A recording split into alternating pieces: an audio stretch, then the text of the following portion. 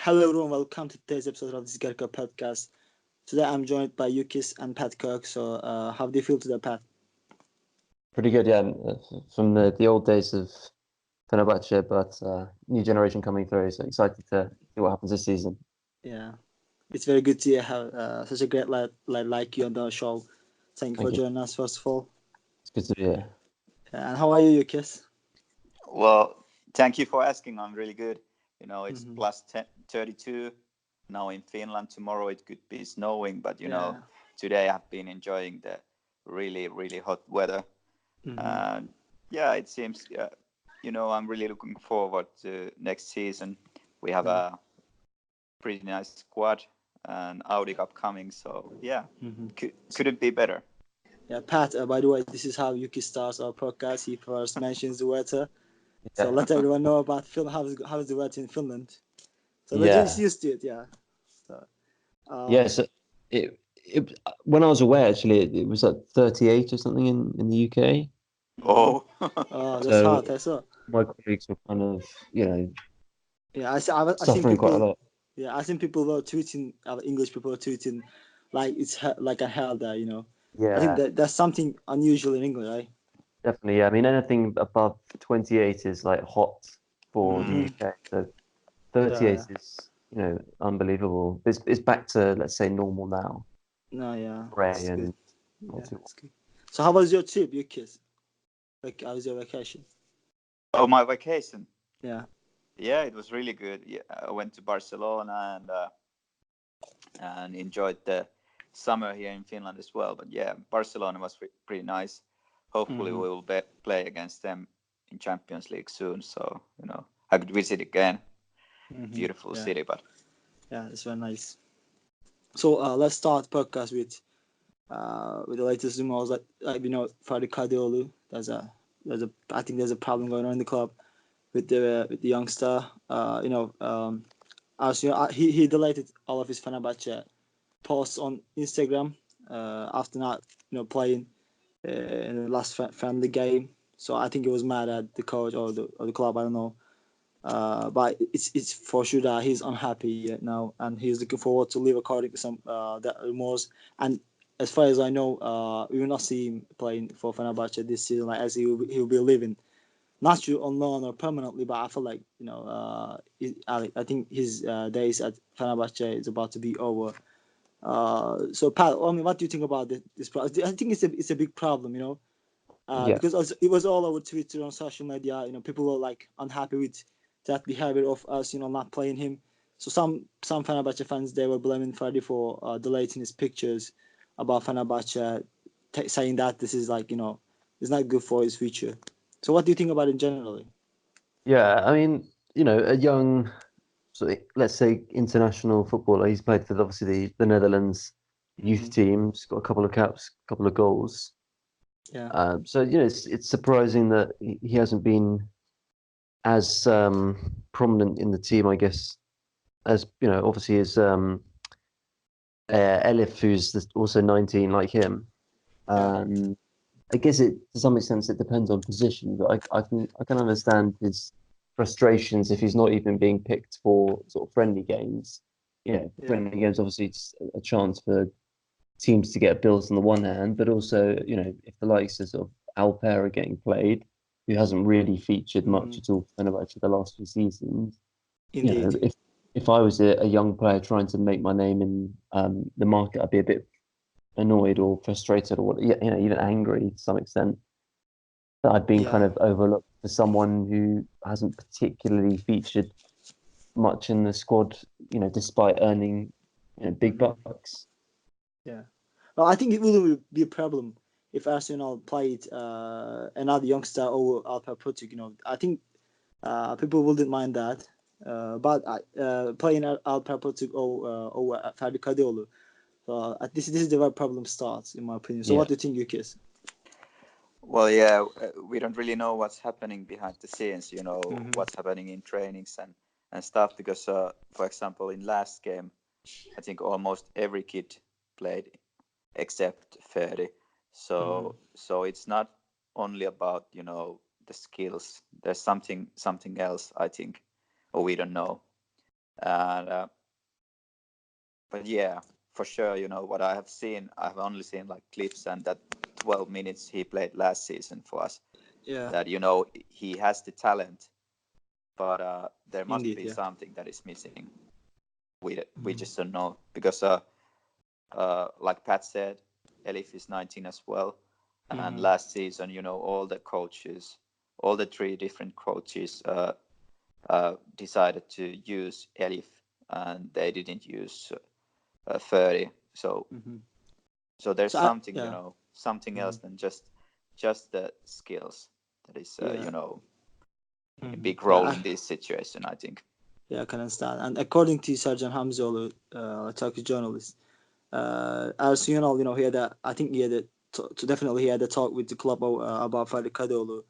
And according to Sercan, as I said, Ersun Yanal says, I mean, even Koku didn't play Ferdi, and he's the coach who brought Ferdi to Fenerbahçe. And Ferdi's training and performance data say he isn't good enough to play for us. He also mentioned the footballers who helped them to become stars, such as Arda Turan, Selçuk İnan, and Caner Erkin. So what do you think about Pat? Do you think Arsenal's right about talking about the youngsters he worked with before? Yeah, I mean, I guess to let fans know to some extent what he's thinking as well, rather than keeping everyone in the dark, is it has its benefits, I guess. It'll just be interesting to see if that's going to be more of a spur to get him to step up his game, or like Jukkis, you said, is there something that's just not being reported from the training field or from the from the background that is having some kind of an impact? I mean, one would hope that the best players are being picked and no one's being overlooked for, let's say, office politics. But we'll see. I guess not long until the season starts. I guess we've got the Audi Cup coming up as well. Maybe that's an opportunity. I'm to be honest, I'm expecting at least Fenerbahçe will post something about this problem, because as all of us, most of Fenerbahçe fans, they really wonder what's going on, between Ferdi and Fenerbahçe. And when Ferdi joined Fenerbahçe, he wasn't really fit because he was injured, but later he became one of the fittest players. But at that time, unfortunately, we were playing, we were in the dangerous area, we were playing for not getting relegated. So Arsenal didn't want to risk Ferdi, as Ferdi mentioned this before, because it will be not good for the kid. If he does any mistake, the fans will start mourning.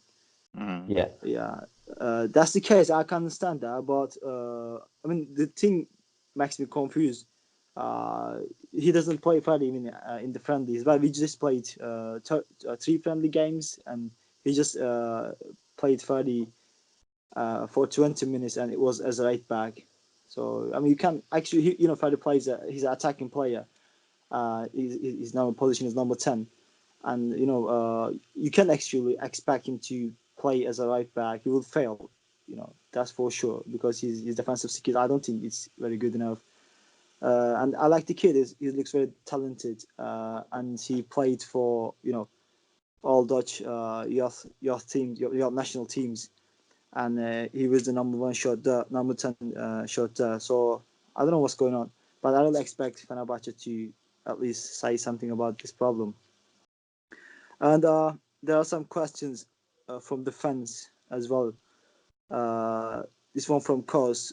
He asks, why do all managers of Dutch national youth teams value Ferdi, but Ersun knows the best? So what do you think about this, Jukkis? Well, I don't really know, but those are the youth teams, and now he's playing for professional Fenerbahçe football team, which with adults. I don't know, there's some difference. There might be some differences in the way, if Ersun wants really like disciplined players, and in Dutch, I think in the youth teams, and maybe even in their league, there's more like a sense of the players, they play more individualistic. I don't know how to explain it, but like I think it's more about team in and it Turkey. depends, like it depends on how you play against some big players, Yeah.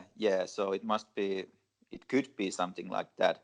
But I also, like I have said before, Koku didn't play him, Koeman didn't play him. Now Ersun doesn't play him.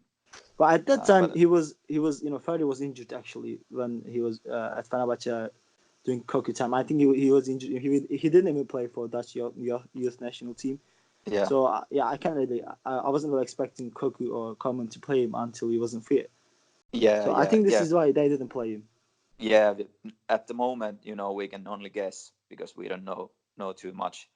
But the reason I think there's something happening behind the scenes or in the trainings is that all the other youngsters were playing, for example, against Hertha Berlin, but Ferdi didn't. So it's not like the youngsters aren't getting any chances in the preseason. Well, then that shows maybe. So it will be ridiculous, but it looks like Arsenal's obsessed with Ferdi then. Maybe. Yeah. I don't know.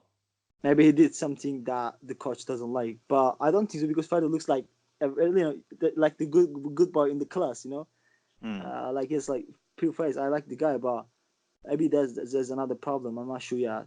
But also last season, when we were not playing Ferdi, Dutch Football Federation, as far as I know, they mailed the club asking why Ferdi doesn't get any playing minutes on the field. They were really worrying about that because everyone in the Holland, if you go and ask about Ferdi Kadıoğlu, who knows about football, they say he's a good talent. We know that as well. So I don't understand why they don't play him, but maybe in the Audi Cup we will see him getting some chance. But as far as I know, he's unfortunately leaving the club, and I hope we will not regret letting him go. That would be very shame for us to waste such a good talent like Ferdi. There's another. We have few questions as well. One from Resul. He asks, "Do you think it's one-sided problem from Ersun's side? So what do you think about this pact? As I mentioned before, like maybe he's confused with Ferdi, or that was just not possible." Yeah, I think it's probably an issue that might change quite quickly over the next week or so, with some more friendlies coming up, and then obviously the start of the season. Could be that, I guess, we do obviously have quite a few more senior players in the position that he plays. Yeah. In the midfield position, and on the right wing to a lesser extent. Yeah. So it might just be a case of sending him out on loans, like we did with Ozan last season. Some other people, just to give them a bit more experience in a club where they can have this scope of being like the automatic substitute to be used in their attacking midfield position rather than fourth or fifth down the line to some extent. Because I think if we're going to try and follow the Elif model with buying cheap, selling high. Yeah. This is what we can do with Ferdi, in my opinion. I think we'll sell him. We'll get more money than we saw for Elif. But it would be a shame to just sell him just for the sake of him not fitting into the club. Yeah, if he could, I don't want this. When he's maybe had a year at an Anatolian club where it's things are a bit tougher, but just to kind of but also he might have some good role models who can kind of show him the way a bit more, so that when he comes back to Fenerbahçe, he knows, be ready to play. Yeah, exactly, and he knows the kind of opportunity that he's got in front of him a bit more, maybe. We sent that much from Çaykurrizespor, and they ask players to get on loan. Maybe Ferdi would have been one of them, but I don't think. So the thing also I don't understand, if you don't play him, why you just don't loan him? Because he wants to play. He didn't play for a year. That's very bad for a young player. If you don't play, you'll lose your talent. So isn't that good? Yeah, if you don't play him, just loan him away. Also, as you said before, we have lots of midfielders in the team, and the position he plays, we got like Mehmet Ekici, Zayk, and then we got Max Cruz. So yeah, it's of course tough for him to get the shot. But the thing, as like just most of Fenerbahce fans, I would definitely prefer Ferdi over Alper Potuk. Some say the coach tries to win Alper Potuk because he doesn't want to leave the club. Yeah. Fenerbahce, according to Simos, Fenerbahce want to get rid of him, but he just doesn't want to leave. So you can't do anything. So maybe the coach thinks if he plays Alper, he will just get himself in the mood, and shine as he used to be before.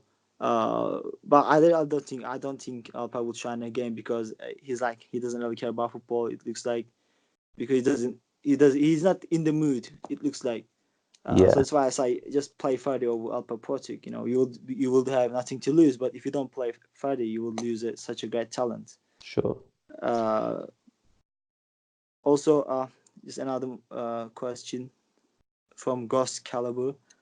Why is every young player getting the chance to play, including players who are just 3 or 4 weeks at the club? Season Yusuf Mert, Altay, Murat, Salam, Allahyar, Okan, to Batuhan, and Ferdi is not, while he's having he's at the club for 1 year. So Yuki, what do you think about this? Well, if I just follow my instincts, I think it's about personal problems. Yeah, personal problems, and probably something to do with the trainings and attitude and stuff. It must be something like that. I'm quite sure, but just something I think. But I will just want to come back to this Alper Potuk thing as well. If Alper Potuk wants to stay, he has right for it.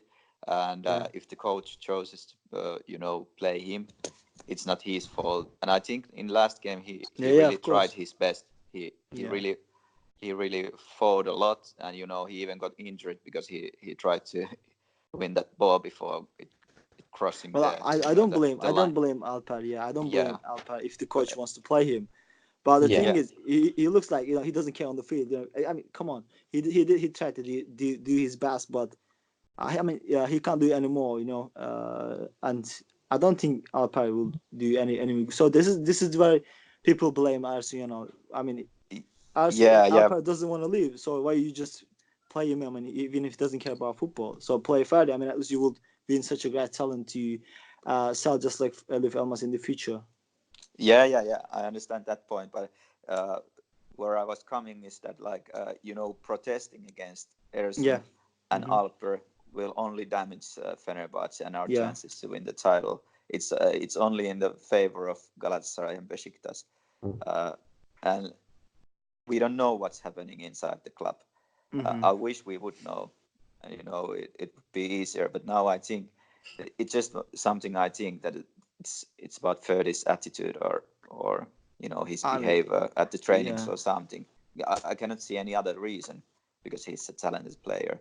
I think Ersun wants as much or even more than any one of us to win the title and have good players. So well, in this case, what would Ferdi have done?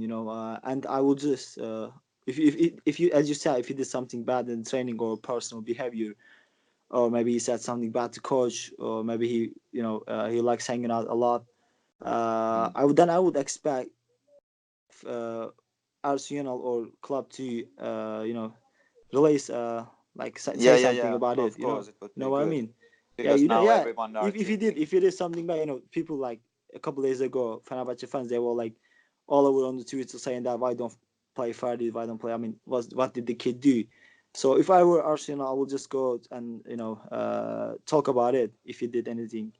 So I don't think he did anything wrong, because if he did, as I said, Arsenal definitely would have said something about it. And I don't understand the journalists that they never ask about when they're like Arsenal talks, they never ask about Ferdi case. I think Ferdi hasn't really played for Fenerbahce, and he's a young player. He doesn't have so much hype, even though he has quite a lot. Fans wants to know, but it's not maybe the first thing the journalist will ask, but people worry about it. This is what journalists' job do, to ask yeah. questions that people worry about or wonder about.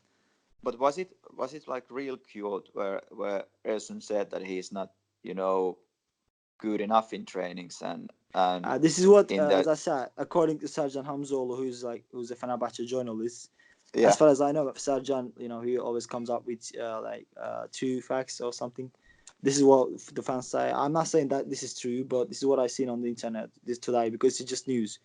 Yeah. Last question about Ferdi from Capuliano. After 2012 and 2013, Saluchan and Mohamed Salah were in comparison as star candidates. Now no one talk about Salih, as we know Salah is like at the top of his game, because Salih's career is already vested. Ferdi and Berke will have same future with Ersun Yanal. Berke is now on loan, and same is for Ferdi. So what do you think about this tweet, Pat? Do you think Ferdi and Berke their careers will be wasted? I think it depends on the situation to some extent. Obviously last season was a bit of a strange one because of how we ended up, I guess, and then therefore meant that we couldn't take as many risks in match selections. There weren't too many games where we were, let's say, 3-0 up after 60 minutes, which would then be an opportunity to give a younger player a half an hour game where the confidence is quite high. I guess it's just seeing what other opportunities are available, really. Obviously sometimes going on loan can do a player very well. Other times it's more like them getting good support from one of the current players.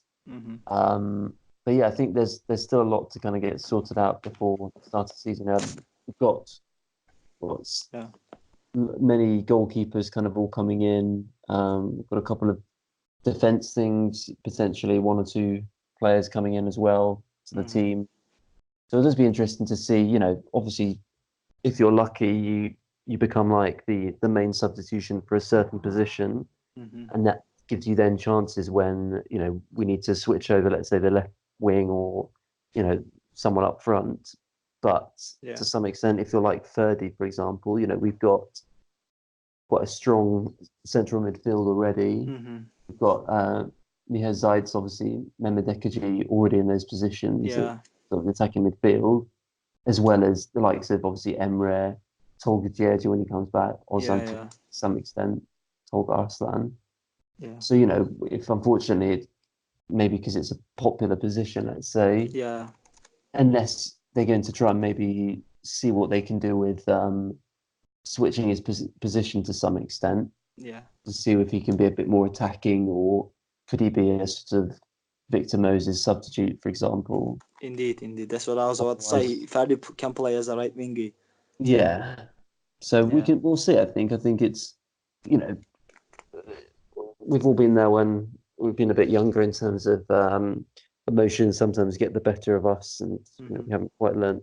I guess with a social media age being it as it is, whereas 5-10 years ago, someone getting annoyed with club decisions wouldn't really be able to make it public in the same way as someone could today. But again, it's just trying to see where this will go. Will this be kind of a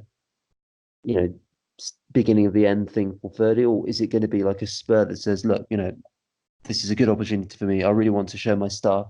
Yes, there are some good, talented players in front of me, but I've got the passion to do well. And and again, he's seen someone his own age head off to Napoli and Serie A, and who knows where I'm from there. And if he wants to follow in his footsteps to make a name for himself, then Fenerbahçe is a great club to do that, I'm sure. Yeah, very well said. And also, I think it depends on players' personalities. Like if you don't have that really great personality, if you can't really focus on your football, you will waste your career. Like such as I think that's what Salih Uçan did, unfortunately, because he's very very talented player, and I can't really forget his performance under Aykut Kocaman, especially in that Europa League. Like people had really big hopes for that kid, but when he went to Rome and when he came back, I mean, there was nothing left from that Salih Uçan we remember, right? Yeah. That was really shocking for me as well, because I was really expecting Salih Uçan to be like a big name in the game. But now he signed for Alanya Spor. I wish the kid all the best, but I think it is, if someone to blame, it is Salih Uçan. I can't really blame the coach because he went to Rome and he trained with like big names like De Rossi, Totti, Nainggolan, and Pjanic. Like those where those midfielders are at right now, top of their games. And about the Ferdi and Berke case, I think we did well with Loan and Berke to the Belgian side, because in the Belgian league they can really improve. They have a really good system there, because how good Belgium national team right now, and there can be really good names coming out from Belgium teams. About Ferdi, before last time I was like, I'm afraid he's leaving, and I think if you're gonna loan him, it'll be with the buyout out clause, and I think he will be leaving the club. Well, I wish he stays, but as you said, Pat, there are like lots of players in his position, and it's not really easy to get the shot. So maybe Arsenal will try him as right winger to sometimes playing him, especially in Turkish Cup games over Moses. As a right winger. So what do you want to say about this, Jukkis? I think to answer that question, I think it's more about the players' characters, because like Salih Uçan, I think I have told this story a couple of times, but I will tell it one more time. Like there was some news that Bruno Alves said that Salih Uçan at the 17 was more talented than Cristiano Ronaldo, and he gave him a lot of hard time in the trainings because Salih Uçan didn't train hard enough. Bruno Alves, tackled him and tried to, make him realize that he have to work hard. But Salih Uçan never really wanted to work hard, even though he was such a great talent. You think about, he was 17 when he was, bossing in Europa League, for example. But then, what is he now? And the same thing with these kids. I think it's more about their characters than, Ersun Yanal. It wasn't Ersun Yanal's fault that Salih Uçan is playing now in Alanya Spor. And Berke, I think he wasn't starter even for Altinodu. He's a young player, so we couldn't really expect him to be a starter for us, a team that should fight for the title in Super League, when he wasn't even starter for Altinodu. And now he went to, is it Belgium second league? Yeah. So I think that's that's a good place for him. I hope he will be the starter and play every game. So then we are more wiser, and I think he's more ready next season. Yeah. And the same thing with Ferdi. I hope we loan him to some Turkish club, because in Turkey, I hope he will continue with us. So that's the best place for him to learn to play in our league, because it's different than, for example, Dutch league. Yeah. So hopefully. I can understand when Arsenal didn't play youngsters last season when we were playing for not getting relegated, because he thought they wouldn't handle the pressure from defenders if they do any mistakes, and that would damage them. Yeah. But in my heart, I want Ferdi to stay. But in my mind, I want him to leave, because I think his career is the most important thing, and I don't want to, I don't want his career to get wasted. So I really hope he leaves and join a club where he can play and get his best. So, and if he's still not, and when he comes back, he'll be ready to be a starter for Fenerbahçe, because like Kroos is 30 years old. Ekeci is about to be 30, so we will need him as a very good start, and it will be very helpful for us. And we have a big tournament coming up soon. July 30 is the date when Audi Cup will start, and Bayern München will host Fenerbahçe. So in general, Pat, what is your expectations from Fenerbahçe in that tournament? Well, I know our squad comparing to those three teams are not good enough, but you can expect anything. So what do you think about this tournament? Yeah, I mean, I think it might be a good opportunity to try and show or sort of solidify a starting 11. Mm-hmm. Obviously, unfortunately, we don't have Europe coming up, so yeah, we don't have a big showcase for our strong team. Mm-hmm. And it's against some tough opponents. So, and I think obviously there's the most important thing at stake is pride. Yeah. So I think we'll do okay. I don't think anyone really expects us to go to win the two games and win the competition, but I think we'll give it a good shot, and it'd be good to see I'm more interested in kind of who's playing and what we see from our players rather than what the final score will be to some extent. Yeah. And the good thing is that our players will focus those games like that. And before they're going to play against big teams, And it's always good to play against bigger teams that so you can see how good your team. As you said before, we'll see our main 11 probably. So it's always good. It's always good to play against big teams. So, and I kind of wait to see what we're gonna do against those Bayern Munich, and we'll play against Tottenham or Real Madrid. It depends on the winner. So, Jukkis, what do you think about the Audi Cup? Yeah, you're laughing. I can understand that you don't. You're always being positive, whatever happens. But in this case, maybe you'll be a little bit negative. Well, I won't be negative. Of course, we are missing some key players. even Pat, even the world is burning. Jukkis is always positive. I know, yeah. But I never underestimate Fenerbahce. But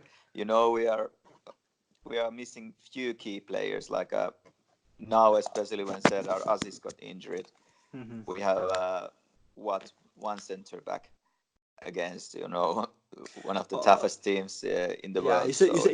You've been taught Sadik too. Yeah, we have still Sadik, but that's the only one. Then we're probably gonna have a Sadik and Jailson. Well, Diego Rios is back, and he's by the way. Yeah, but to be honest, I'm not really counting him too much. But it's really good to see us playing against good opponents, because usually our preseason games they are too easy games. We are never prepared for the season when it starts. And now I think does it start in the second weekend of August? So there's only a few weeks left till the season starts. So it's good to have some tough games before it. But hopefully we will, fix our center back issues and get one or two players soon to get prepared before. Yeah. Okan Tube, the young center back. Yeah. He was injured, but now he is fit and he's able to play in the Cup if Arsenal gives him a chance. It's also good to play in a big tournament, because where you can use also your youngsters. Maybe they will get some eyes on them. It's also good business marketing. Yeah, but I don't really use. These are a bit hard things for me, because of course I want them to do well, but if they do too well, they are going to be leaving. We'll get it. Yeah. it's. Well, I think this. What? Do you know why?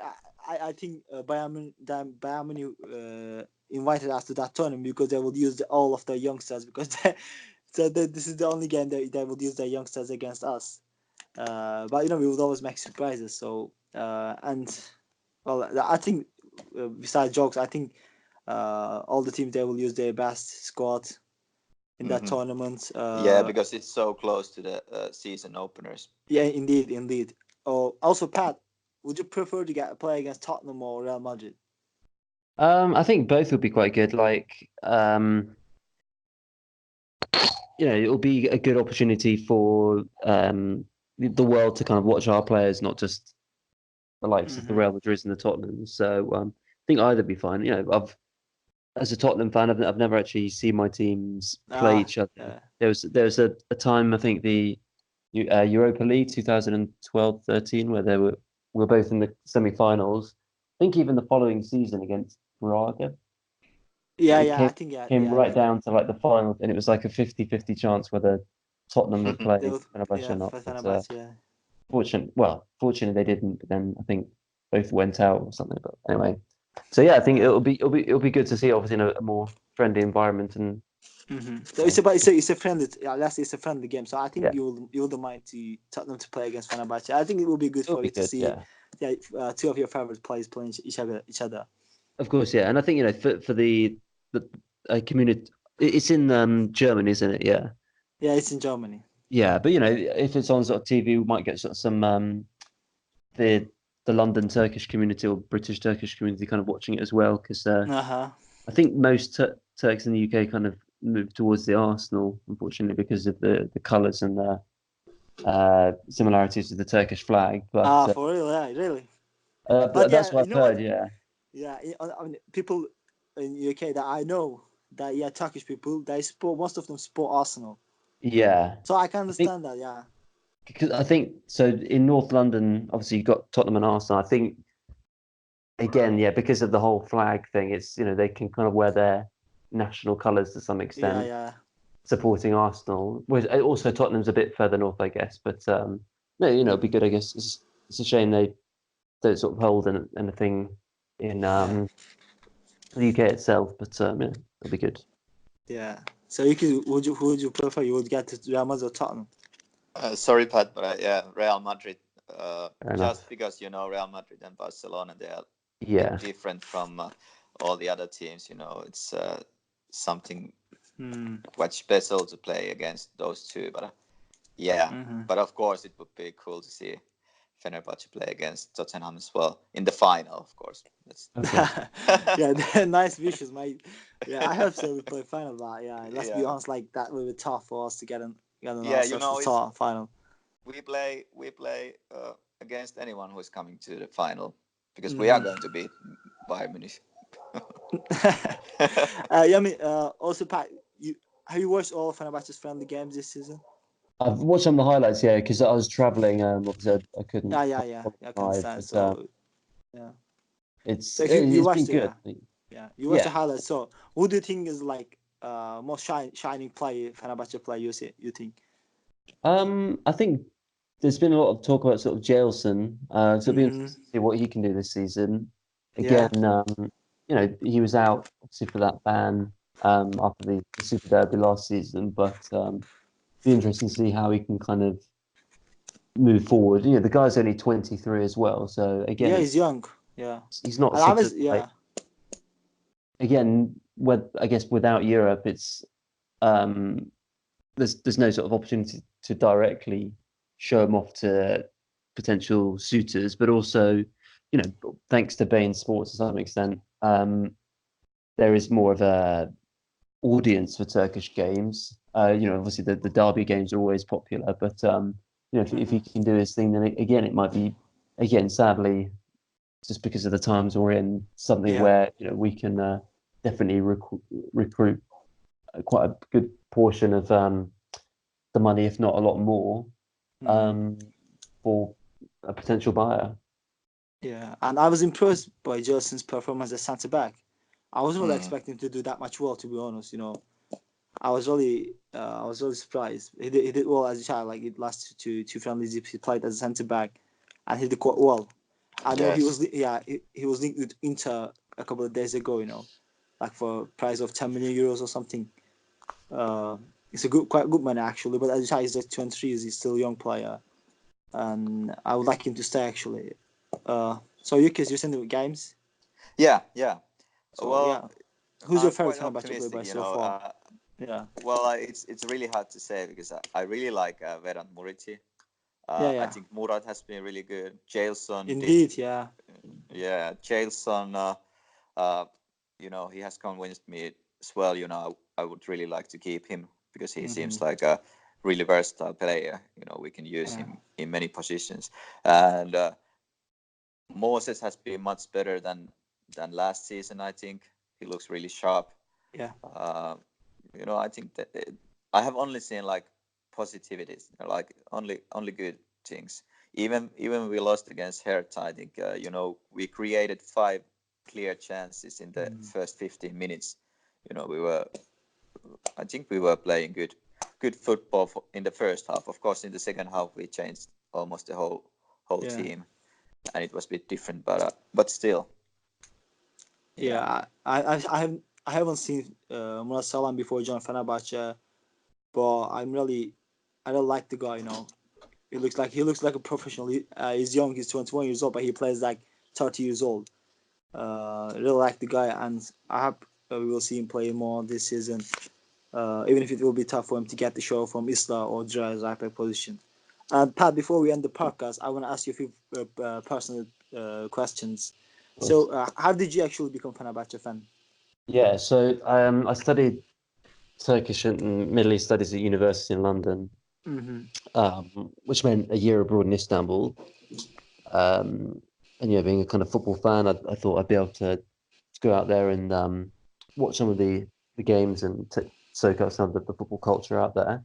It just so happened that I made a good friend who, although he's an Arsenal fan in the UK, he's a Fenerbahce fan through and through, and he convinced me that Fenerbahce was the right path, and how correct he was, because when I got out there, they had the UniFeb students Fenerbahce supporters group.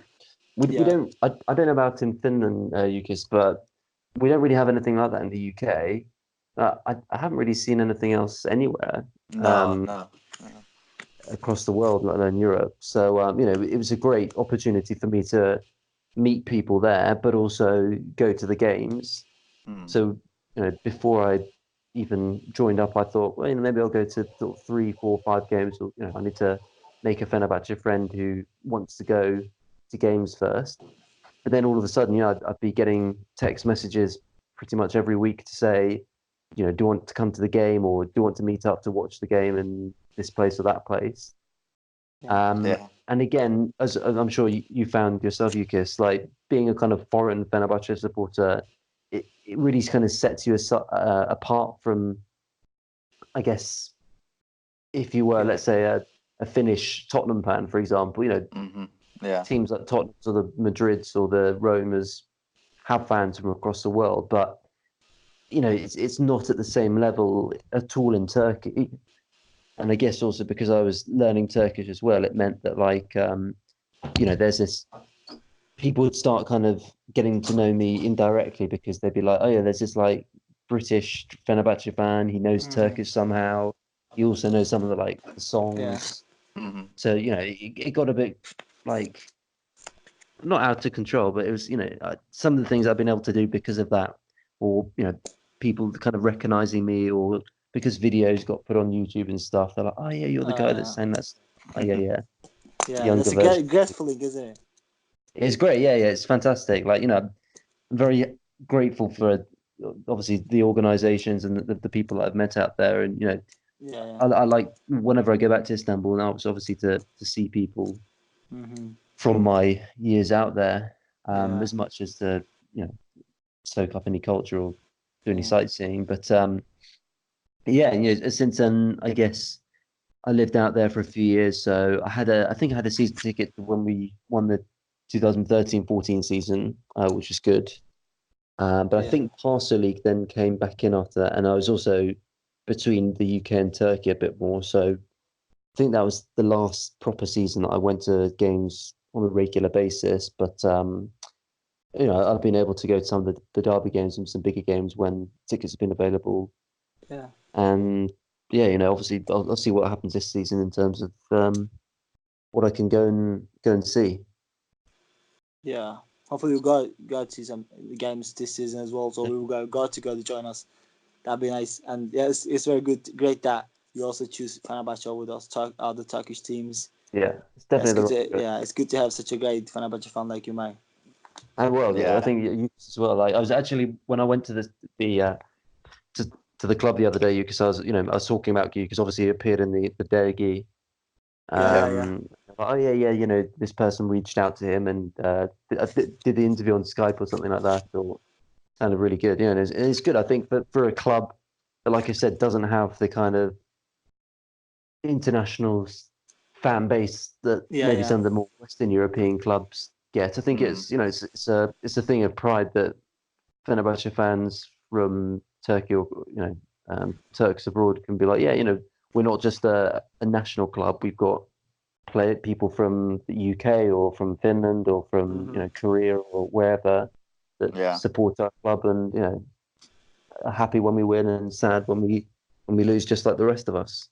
Mm-hmm. Yeah, very well said. It's a great story. Also, what is the first Fenerbahce game you have been? The first one I went to would have been Fenerbahce against, I think it's Gençlerbirliği, would be about October 2010, I think. I think I've still got the ticket at home somewhere because that's kept great. them.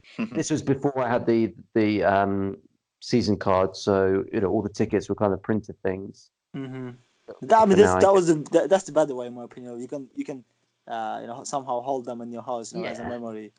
I think that's better. It's using that apostolic thing. Yeah, I think it was either 3-1 or 2-0 or something like that. But it was great just to kind of see the atmosphere. I had actually been to, I think it was Turkey against the Czech Republic, maybe about a month before. I think it was either a friendly or a qualifier or something. So I'd seen a bit of the atmosphere out there, but from the first kind of chant when they go like "On Boku Sekiz," all the way to the end, it was amazing. I'd never seen anything like it. When they start counting, you feel like buzzing.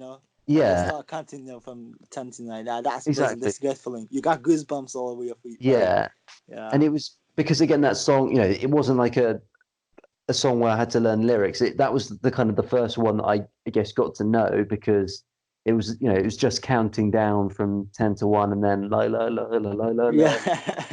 You're jumping up and down. So then you lose yourself in the crowd. Yeah. It was great fun. Like, and then slowly over time, I got to learn the lyrics to some of the other songs as well. So I think the best ones are when they do it kind of between the different tribunes. So like, obviously there are some like Senses Hayat, Senses Hayat, which go between the two. But I think my favorite one has to be the Sarı Lacivert Champion Finish that's when the whole stadium actually doing that. It is silent. Yeah. And just the sound is incredible. Like, and you can kind of everyone's like watching it, and it gets a bit slow, and it gets to the far end, and then it comes back, and it's amazing. Like, again, I haven't been to too many games actually in the UK, but even just seeing things on the TV, it's just like where are the fans? Why can't you hear the sound of the thousands of people who've gone to see their team?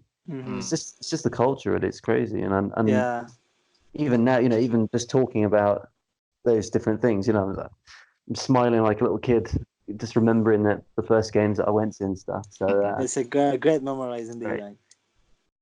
Yeah, I think and also the fans, when they sing, some of them get tired because their voice is getting slower. So and suddenly the team like plays real good football and get some chances. The fans started singing again like loudly. This is something fantastic. And I think it depends on also how is your team playing. Unfortunately, true, but it's sad, but true. Like fans are like not like they are not like before. You've been in the games for sure. You know what I mean. I miss the old fan base. I think they were like better than today. That's for sure. Because the Kadıköy, it was like the hell for all of our opponents. But these days, unfortunately, it's not like that. And hopefully, as soon as possible, we will get back to that Kadıköy we've been missing. Sure. Yeah. And here we come to the end of today's episode. So, but thank you for joining us. It's a big pleasure. Thank you for us to have a great lad like you. Cool. And thank you for sharing your knowledge and your stories, great memories about Fenerbahce. Yeah, it was amazing to have you. Thank you very much. It's great to be able to chat about the thing we love a lot. All the time. You're always welcome to our show, mate. Whenever you want. Thank you very much. Yeah. See you guys, people, in the next episode. Peace out. Take care. All See the you. best. Bye. Bye bye.